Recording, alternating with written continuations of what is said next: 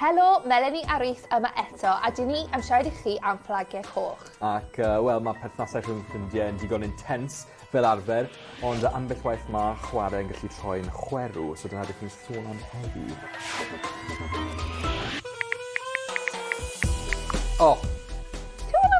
Odi, never a lender nor a borrower be. Absolutely desperate, falle a'n ffrindiau fwyaf agos, ond heb arni na. Dwi'n meddwl bod yn Fflagiau Coch, os mae rhywun really yn desperate, maen nhw angen yr arian, bys nhw'n hoff o ffrindiau fi gofyn I fi. Ond mae fe o hyd, dwi'n meddwl, yn gorffen y dadle. Llyfrau fi. Really? Twtsiad I dim o llyfrau fi, Dwi'n nhw'n ôl.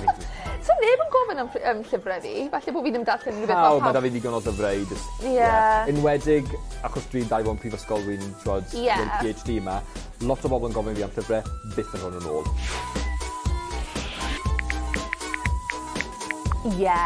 Achos dwi'n proper FOMO. Mae wir FOMO dy fi, a dwi'n rhywun ti'n mynd yn really gefndigenus hefyd. Yn beth ti'n bydd ar hwnna? Ti o hyd yn gwahodd fi I fod yn deg. Ond os dwi bod fel y grŵp yn mynd I rhywbeth a sôn yn gwahodd fi, os dwi'n really offended. O fi yn becso dan, Netflix and chill I fi, noson ni. Bo hwn yn gallu chwythu problemau na mae o. Dwi ddim necessarily problem os chi'n ffansio'r rhywun person, ond siwt chi'n delio efo fe. Yr unig ateb I y ddoi o'ch chi'n cynnig I ffwrdd. Dyna'r unig ateb. So ni byth wedi cael y problem yma'n amlwg. Ond na, dwi wedi cael hwnna blaen a mae fe'n achosi gymaint o broblemau. Dwi'n meddwl, oedd hi'n digwydd fwy ferchen neu nag I bechgyn? I suppose gyda bechgyn chi just kind of fel, reit a move on. Ond gyda ni, os ni'n rili hoffi rhywun, ni'n ffansio rhywun, a y ddwy o'n ni eisiau fo, mae fe'n rili achosi problemau. Dwi'n credu mae fi yw hwnna fel.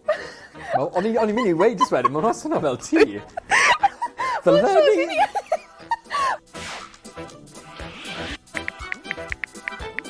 Mae'n annoying yn dydi. Ddim necessarily Fflagiau Coch, mae'n just annoying. Dwi'n meddwl bare bach o Fflagiau Coch actually, achos mae fatha narcissism, o hyd angen bod canol, fel, ti'n modd, yr attention o hyd.